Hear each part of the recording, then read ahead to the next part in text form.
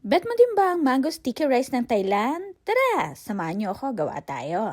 Hindi mo na kailangang order pa at napakadali lang naman gawin ito, no? Kung good for 2 servings lang naman, gamit lang tayo ng 1 cup of malagkit, hugasan lang mabuti at lagyan ng 1.5 cup of water, then iluto na for 20 to 30 minutes. Using any pan, maglagay lang tayong 1 cup of coconut milk, 1/4 cup sugar, a little salt, and then i-mix lang natin na mabuti.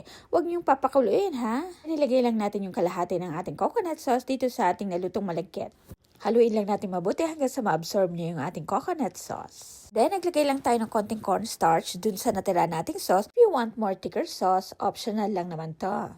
At syempre, dapat matamis ang mangga na gagamitin natin. Pwede nyo rin balatan yung mangga using knife para mas smooth at maganda yung mangga for presentation. Ewan ko ba, para sa akin, hindi ito nakakasawang kainin. Siguro kasi dahil lagi kong namimiss yung binungoy namin sa Bulinaw, Pangasinan.